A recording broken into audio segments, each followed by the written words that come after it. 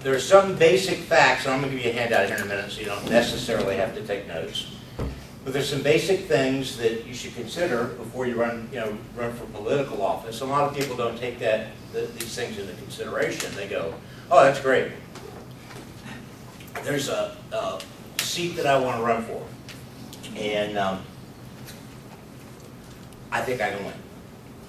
That's great.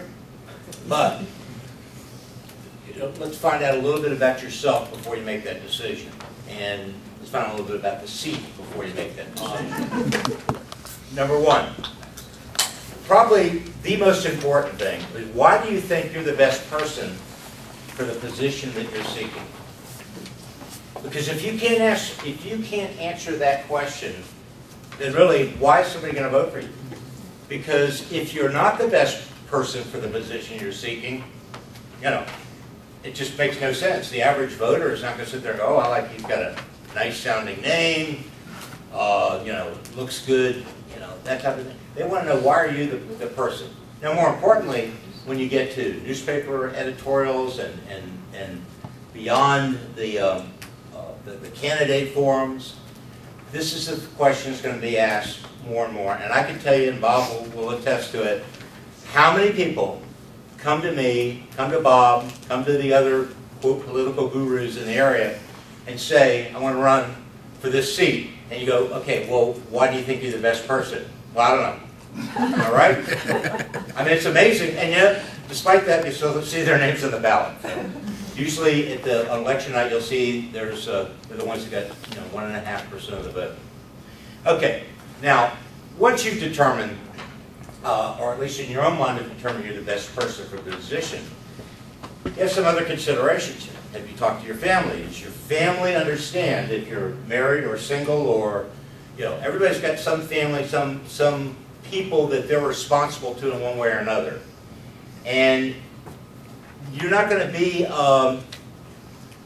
able to, whatever your routine was before you ran for office. Let's say you went into work at 8:30 and came home at 5, and played with the kids, and whatever it was, that routine changes. Now, number 3, I'm going to elaborate just a little bit on this, but do you have anything in your personal background that you would not want to be revealed to the general public? There are Facebook, there's MySpace, there's YouTube. Kelso Tanner works in my office, he's videotaping. This may be on YouTube tomorrow, so I do something stupid, it's going to be all over, everybody in the world has access to that. I can give you examples, I won't mention names, I can give you examples of candidates right now who have filed for office, that are running for office, that just within the last 72 hours, I've seen pictures of them, in situations that, bless you, situations that I don't think that they would, let me put this over, look at a campaign poster. Bob may know what I'm talking about, but there was one candidate was apparently had a couple of drinks recently and couldn't find the way to the restroom. So anyway, those are the type of things that can be put up instantaneously and spread out all over the internet. The point of that story is they're going to find out. You can't hide it, so you might as well disclose it. Now, just because that's all true, you may have something in your background, we all got skeletons, that's okay. Disclose it, though, to your campaign consultant or whoever's running your campaign so you're prepared to deal with it. Number 4, do you have the physical stamina, the ability, it's long, grueling hours of knocking on doors and talking to people, and, some of it's fun, but you've got to be in pretty good physical shape to be able to withstand. You're eating, fast food on the run. It's just, it's... Again, something you have to measure if you ever decide to run for office. Can I physically do this? Is this something that I can do without a big problem? Number 5, are you willing to be interviewed at length by reporters? Because they're going to ask you questions. I talk to reporters almost as much as Bob Buckhorn. I talk to reporters on a daily basis from newspapers around the state of Florida, sometimes outside the state of Florida. 98% of what I say never appears in print. But but because they're looking for background, they're looking for information. But I can tell you this, that if you're a candidate, the reporter's going to ask you all these questions and keep after you and keep after you and keep asking you questions until you give the answer that you didn't want to give, that they'll quote, and that's what's used. And I could cite example after example of this, but I have an attitude about reporters, and that is they're just doing their job. You talk to them, and don't play this no comment thing, because to me no comment is the worst thing you can do. That's the one they use. Number 6, are you financially secure enough to take time away from your job for several months? In today's economy, that's a great question. I mean, I don't know that anybody does. In today's economy, everybody's out there, trying to survive or whatever you're trying to do. So you need to have the financial resources to be able to spend time away from how you are earning money. Would you be willing to accept sometimes stinging criticism for the way you dress, the way you look, the way you talk? I hear it all the time. I'll come back and look at the YouTube, and I self-evaluate, and I say, God, I look horrible, but you know what? You got to deal with what you got to deal with.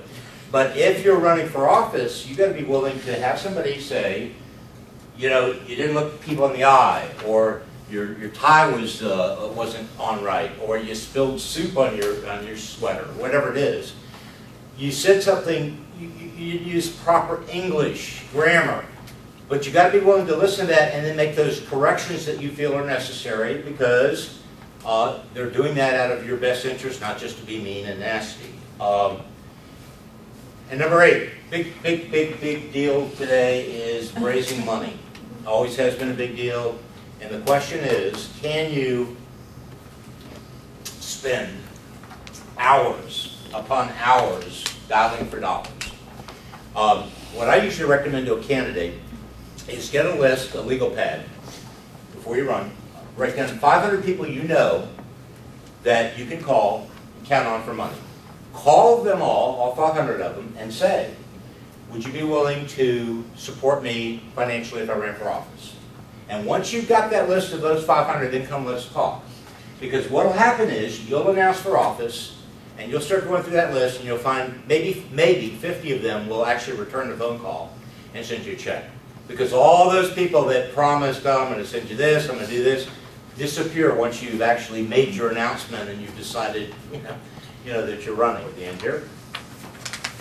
I think it is crucial in any political environment to develop a 2-minute, what I call the 2-minute drill and the 3-minute drill. You want to have almost every forum you go to, they have political forums, they allow you, okay, 2 minutes. You got 2 minutes to talk about yourself. Or you got 3 minutes to talk about yourself. Develop a talk that concisely says, going back to number 1, why you're the best person for that position and why people should vote. 10th, final.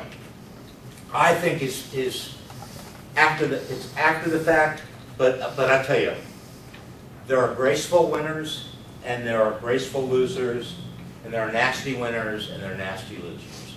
I believe if you have a political future like a guy like Bob Buckhorn, who you win some races and you lose some races, but you accept the victory and the defeat with the same level of, we're in the arena of ideas, we're in the arena of political ideas. I ran because I thought I was the best person for the job, but the voters decided this is the best person for the job.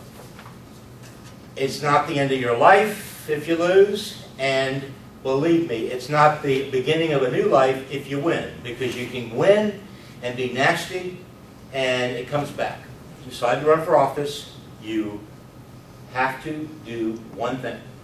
You have to find out who your voters are, and then you have to get them out to vote for you. And frankly, that's it. What a political consultant will do is tell you how to get from that first part of that, is identifying your voters, to this last part of that is getting to vote for you. And I can tell you what, nothing has changed. It's always the same.